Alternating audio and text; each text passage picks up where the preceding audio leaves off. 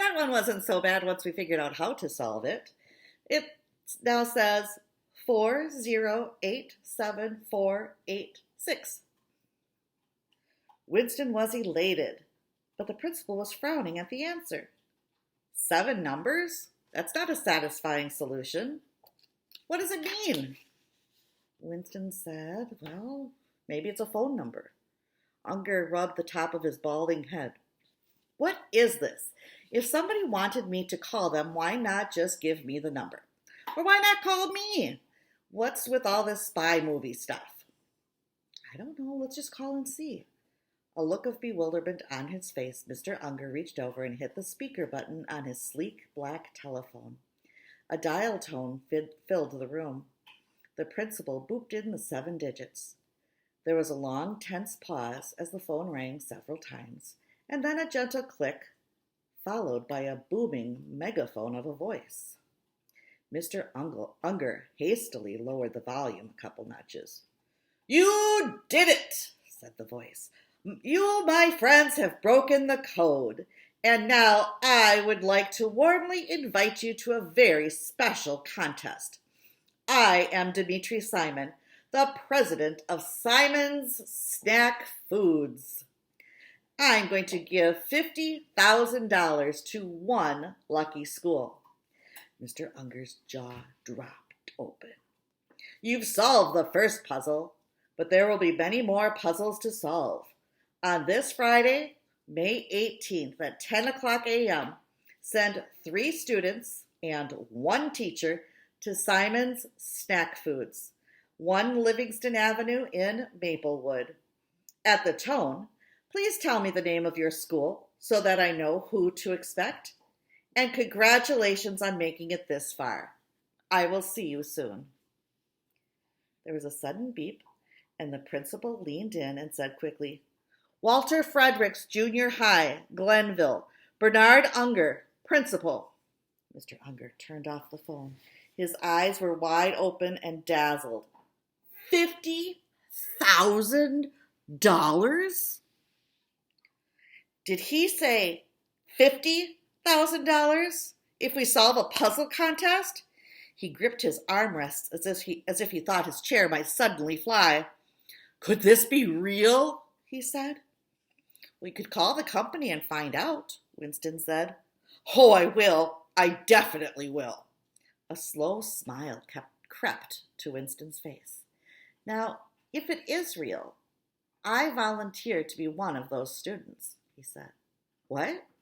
Of course you do. You better," Mr. Unger said. "Get 2 more kids, whoever you want. $50,000? The principal stood up, his eyes full of wonder. He looked like he had just seen a magician do the most amazing trick ever. "I'll find a teacher to go with you. It's the day after school ends, and technically everyone will be on vacation. But I know a few of them won't mind. Yes. Let me think. Who could that be?" He gazed thoughtfully up at the ceiling. After a moment, he began pacing again. Winston got the feeling his meeting with the principal was over. Mr. Unger now looked positively giddy, like a man who has just arrived at his own surprise party. "We can't lose, can we? We just can't lose." "I don't know," said Winston. "I don't want to promise anything." "Oh, I know," said the principal, "but I can feel it." Go ahead, go get your team. We don't have much time. Just a couple days. Oh, I know we're going to win." Winston nodded enthusiastically and backed out of the office. He didn't tell the principal that he didn't need to get his team together. He knew exactly who his teammates were going to be. All he had to do was tell them. Winston took off running down the hallway. Chapter 2. The next period was social studies, the one class he shared with Mal and Jake, his 2 best friends. The bell rang and the hallway filled with kids. Winston ran as fast as he could through the crowd, weaving between groups of kids like someone in urgent need of a bathroom. But that wasn't the problem. But it sure felt like something might explode if he didn't tell his friends the exciting news soon. When he reached the classroom, Mel and Jake were already sitting there laughing about something. Winston started talking even before he reached them. He barely knew which wonderful thing to share first. He wound up saying something like, "There's a puzzle thing and we can be on the team, and all the money's for our school." His friends gawked at him like he was insane. "Was that English?" said Mal. "I heard the word puzzle," said Jake. "There's a surprise," said Mal. Winston took a breath, sat down at his desk, and tried again. This time he managed to tell the story in something resembling logical order, though he had to speed up the ending a little as their teacher, Mr. Nelson, breezed in, shutting the door behind him. Tossing his briefcase onto his chair, Mr. Nelson said, all right, the school year may be coming to an end, but this is still my time and we have work to do." There was a murmur of disapproval from Winston's classmates. No real surprise. Mr. Nelson wasn't one of those teachers who played games with the kids during the final week. He intended to teach them right up to the last bell on the last day. Indeed, if the bell system in the school ever broke down, Mr. Nelson would likely keep lecturing until the end of the world. Winston tried to squeak in the conclusion of his story. He whispered, "And I can choose whoever I want for the team. Are you guys in?" Mr. Nelson pegged him with a chilly stare. "Winston Breen, should you be speaking?" Winston sat attentively. Not me."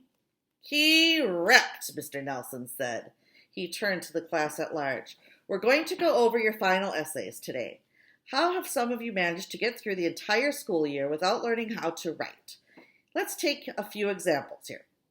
Winston was still vibrating like a tuning fork. He blurted out his story about the puzzle hunt, but he didn't know if his friends would be able to join him. He looked at them, eyebrows raised in a queering, "Well?" Jake glanced over, saw his expression, and nodded, smiling.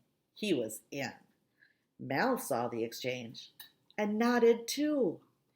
Winston sat back looking pleased beyond measure. He had his team. Friday was going to be a great day.